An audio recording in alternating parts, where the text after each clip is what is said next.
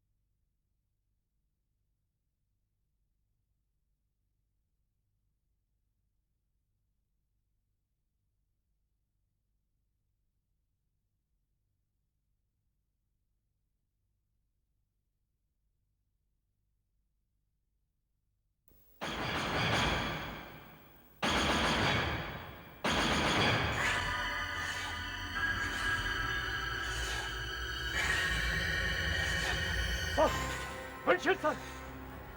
और ये वाइपर अपने आप चल रहे हैं। जी सर। सर मेरा यकीन मानिए, मैंने अब भी एक हाथ देखा था सर, और ऐसा लग रहा था कि वो हाथ मुझसे मदद मांग रहा हो। मैं अचानक गायब हो गया सर।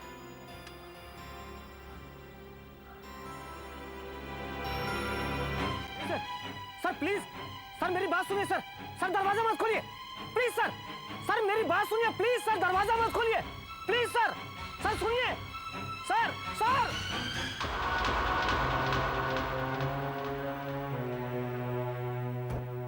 अंदर तो कुछ भी नहीं है। सर मैंने एक हाथ देखा था सर, आपने भी वाइपर को अपने आप चलते हुए देखा था। कुछ तो जरूर है। देखो, तुमने पहले गाड़ी को छूने से मना किया, उसके बाद मुझे दरवाजा खोलने से भी मना किया। आखिर बात क्या है? सर ऐसा पहली बार नहीं हुआ है। क्या मतलब? मतलब ये सर कि जब से मैंने गाड़ी खरीदी है उस दिन से इस गाड़ी के साथ कुछ न कुछ अजीब घटनाएं होती रही हैं।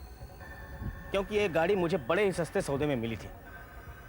मुझे विश्वास था कि इस गाड़ी की मरम्मत के बाद मुझे अच्छे पैसे मिलेंगे, और एक दिन जब मैंने इस गाड़ी को ठीक कर लिया तब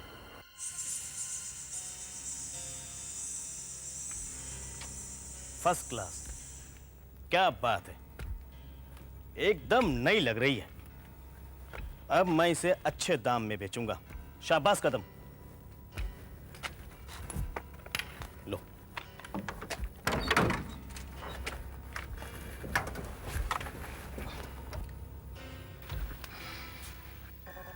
नमस्कार, दोपहर के ठीक 12:30 बजे है। अब समय है कार्यक्रम आपके अनुरोध पर। इस रेडियो खुद ब खुद चालू हो गया आपके द्वारा भेजे गए और अभी तो रात के 8 बज रहे हैं और एक कह रहा कि दोपहर के 12:30 बज रहे हैं। पटना के विशाल शर्मा को उनके जन्मदिन की बधाई मुबारक हो, और उनकी पसंद का गाना हम आपको सुनाएंगे। और भी लोगों 20 मई ने इस गाने 1994 को पसंद किया है। वो ये क्या मजाक है? अहमदाबाद आज तो से 14 अप्रैल विशाल, 1997 है और रेडियो कह रहा कि 20 मई। जोधपुर से आनंद शर्मा। ये क्या खुद ब खुद ऑन हो रहा है और खुद ब खुद बंद हो रहा है? ये रेडियो पे आखिर चल क्या रहा है? हाँ? अरे मेरे भी घड़ी में 12:30 बज रहे हैं। 20 मई 1994। ये क्या हो रहा है?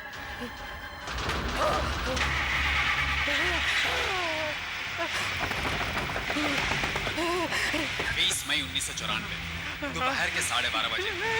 20 मई 1994 दोपहर के 12:30 बजे। 20 मई 1994 दोपहर के 12:30 बजे। 20 मई 1994 दोपहर के 12:30 बजे। 20 मई 1994 दोपहर के 12:30 बजे। 20 मई 1994 दोपहर के 12:30 बजे है। 20 मई 1994, 20 मई 1994, दोपहर के 12:30 बजे, दोपहर के 12:30 बजे है।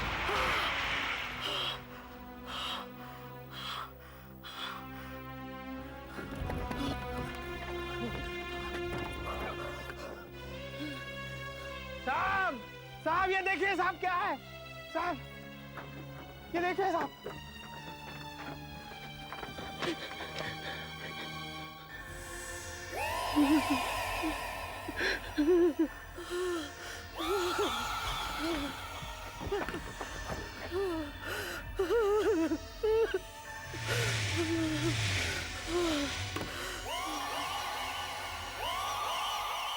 आपकी घड़ी में और उस रेडियो में टाइम और डेट 20 मई सन 1994 ही था ना? दोपहर के 12:30 बजे। हाँ, 20 मई सन 1994। इसका मतलब है भी और नहीं भी। कहीं ये कोई सुपरनैचुरल बात तो नहीं? कोई भूत प्रेत? मतलब ये कि कोहरा धीरे धीरे साफ होता जा रहा है। खन्ना ने जो सारी बातें कही वो अब एकदम फिट होती जा रही हैं। 20 मई सन 1994, दोपहर के 12:30 बजे। मैं तो शायद उस चेहरे को भी जानता हूं जिसे खन्ना ने कार के शीशे में देखा था। मैं तो ये भी बता सकता हूं कि वो हाथ किसका था जिसे तुमने देखा था। सर, आप ये कैसे बता सकते हैं सर? और इस तारीख का मतलब क्या है सर? उस दिन एक्सीडेंट हुआ था। एक्सीडेंट? हाँ, एक्सीडेंट।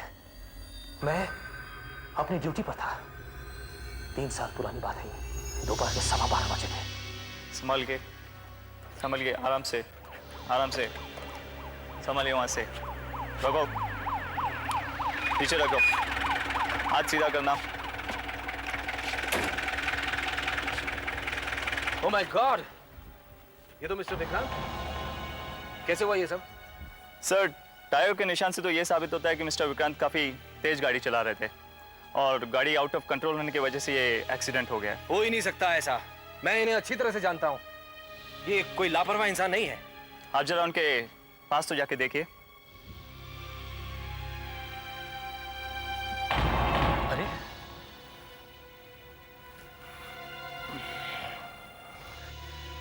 इनके मुंह से तो सचमुच शराब की बदबू आ रही है। जी सर, इतना ही नहीं, ये देखिए, ये 2 शराब की बोतलें जो इनकी कार से मिले हमें।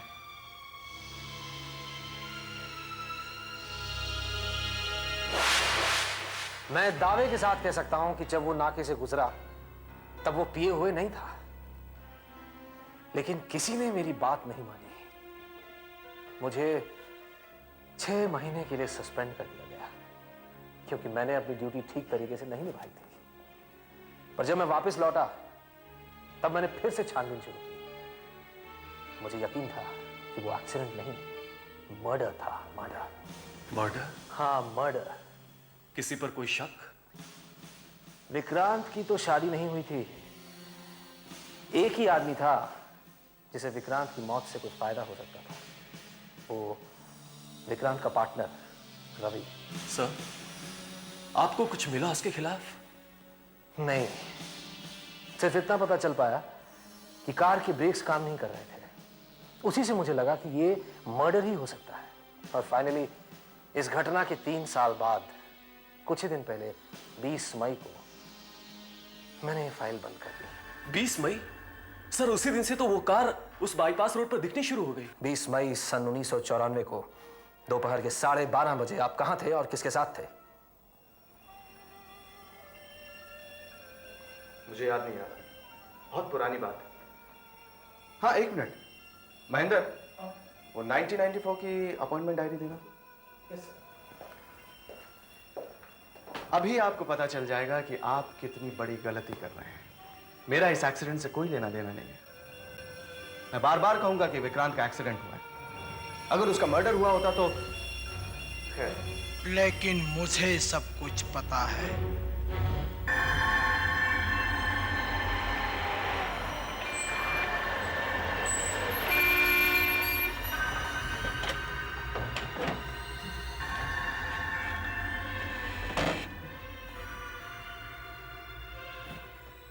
तुम यहाँ क्या कर रहे हो? तुमने तो आज छुट्टी मांगी थी ना?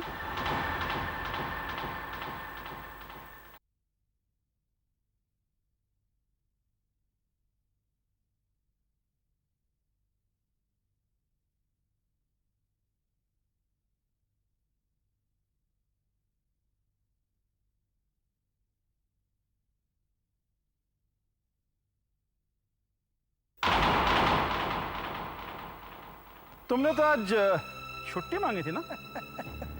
हाँ, मांग रखी है। आखिर तुम्हें मेरे बारे में पता चल ही गया है? हाँ, तुम हमारी कंपनी की जानकारी दूसरे कंपनियों में भेजते हो। इसकी तुम्हें लंबी सजा काटनी पड़ेगी महेंद्र। अब हट जाओ मेरे रास्ते से। क्या हालत बना रखी है, कितनी पी रखी है। हाँ, पी रखी है, पी हमने दारू मगर तुमसे कम पी है। ये क्या हो रहा है? तुम ये विस्की की बोतल खत्म करके एक कार में बैठोगे और एक लंबी सी ड्राइव के लिए जाओगे। लंबी सी। मैं ऐसा कुछ नहीं करूंगा। चुपचाप अपने आप पी ले, वरना मुझे ही कुछ करना पड़ेगा। पी नहीं, मैं कहता हूँ पी, पी, पी, मैं कहता हूँ पी। Goodbye.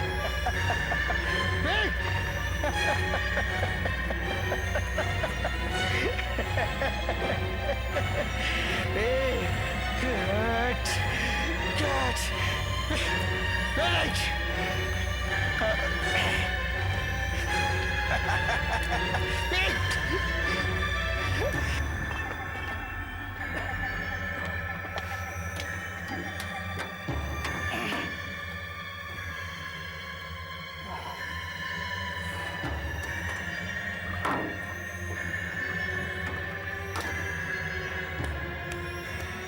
अब काम बन गया।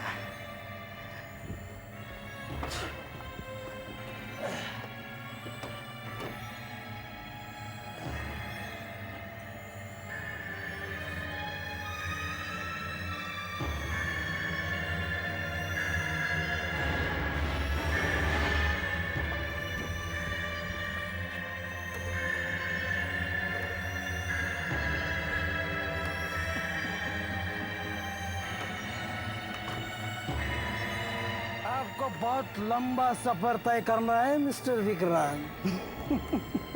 और आपके गाड़ी के ब्रेक भी काम नहीं कर रहे। देखते हैं कब तक बचे रहते हैं आप। Good bye, good bye mister Vikrant, good bye.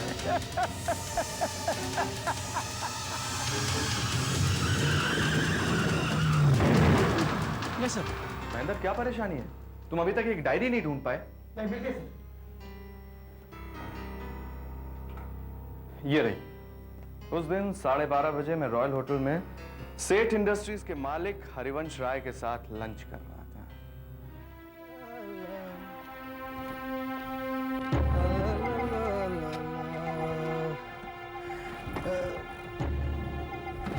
अरे पुलिस वालों को कुछ नहीं पता चलेगा महेंद्र, तुम क्यों डर रहा है? जब 3 साल पहले कुछ नहीं मिला तो अब क्या मिलेगा?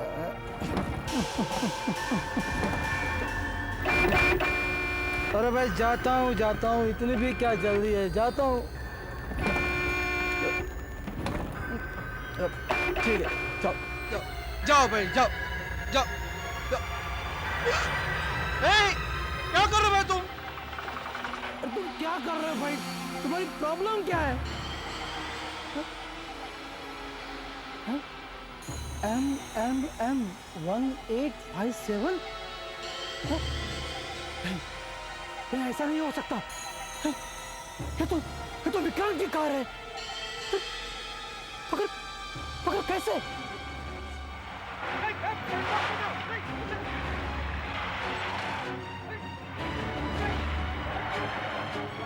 नहीं नहीं नहीं, मेरे पास मत आओ, नहीं मेरे पास मत आओ।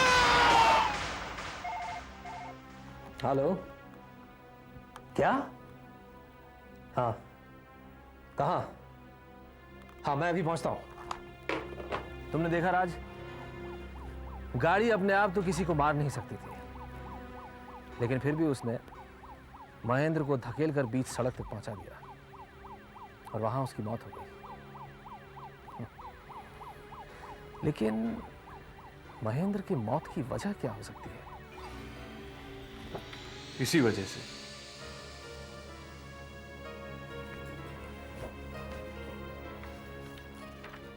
ये तो कॉन्फिडेंशियल डॉक्यूमेंट्स की जेरॉक्स है, मगर तुम्हें कहां से मिली? महेंद्र के घर से।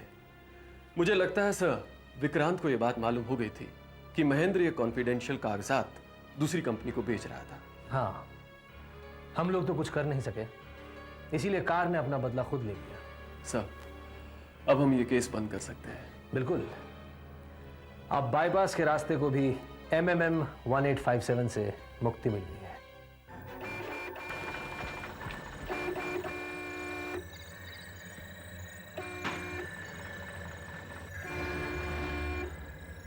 ये कार क्या कह रही है? अब इसे क्या हो गया है?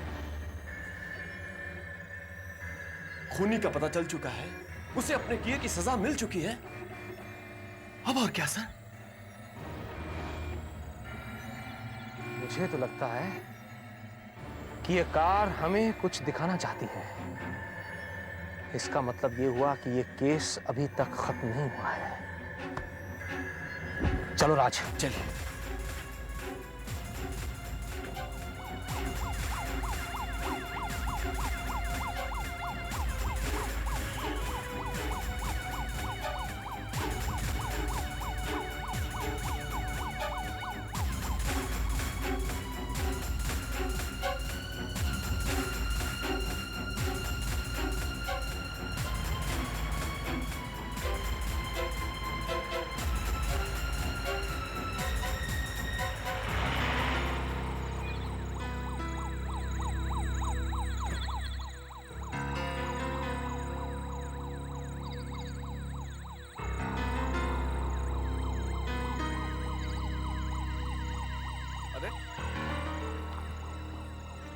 आप लोग यहाँ?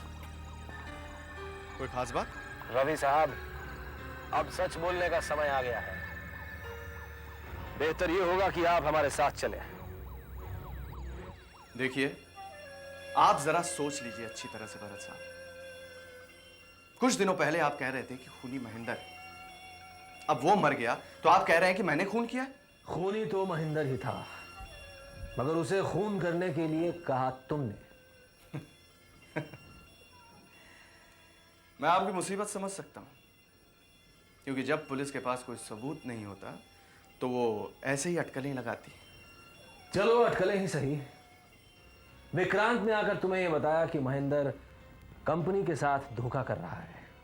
तुमने यही बात जाकर महेंद्र को बताई और उसे विक्रांत का खून करने के लिए उकसाया, क्योंकि विक्रांत पुलिस के पास जाने ही वाला था। कहानी अच्छी है।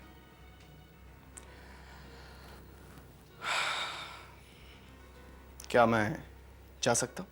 अच्छा होगा कि तुम अपना जुर्म कबूल कर लो। मेरा दिमाग खराब हो गया है क्या? देखो, मैं जो तुमसे कह रहा हूं तुम वही करो, वरना कार तुमसे बदला ले लेगी, वैसे ही जैसे महेंद्र के साथ हुआ था। महेंद्र पिए हुए था, इसलिए मारा गया। आप ये सब बकवास मेरे साथ मत करिए प्लीज। मैं ये सब कारवार में विश्वास नहीं रखता। देखो, ये कार ही है जो हमें तुम्हारे घर तक लाई है। वो कार तुम्हारा पीछा कर रही है, कार तुम्हारा इंतजार कर रही है। वो सफेद कार MMM 1857। नॉनसेंस, वो वहां गराज में पड़ी है, सड़ रही है। देखो, मैं तुमसे फिर कहता हूं, तुम मेरी बात मान जाओ, वरना कार तुम्हें छोड़ेगी नहीं। क्या आप वाकई भूत प्रेत में विश्वास रखते हैं? और वो भी कार का भूत? मैं इस कार की छुट्टी कर दूंगा। कैसे? मैं इस सड़ी हुई कार को कल ही खरीद लूंगा और उसे जलाकर राख कर दूंगा।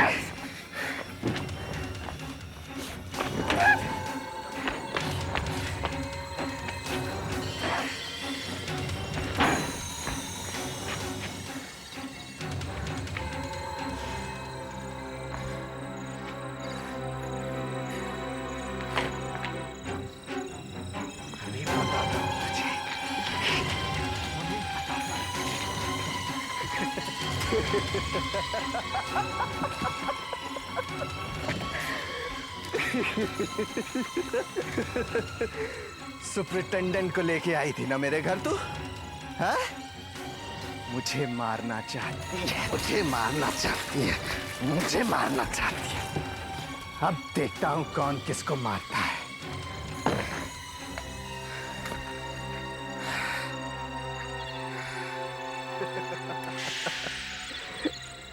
अब देखता हूं कौन किसको चलाता है। Damn it. Damn it. Damn it. ये चल क्यों नहीं? Damn it.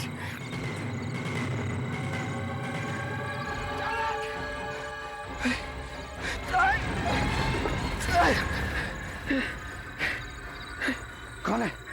कौन है? कौन है?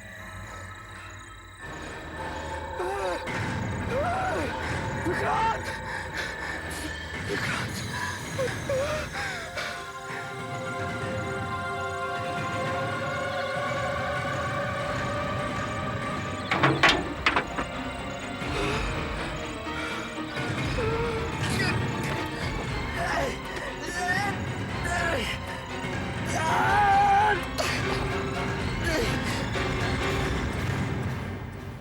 देविका एक ऐसी अभिनेत्री जो पिछले कई वर्षों से अपने आप को जमा बनाए हुए है।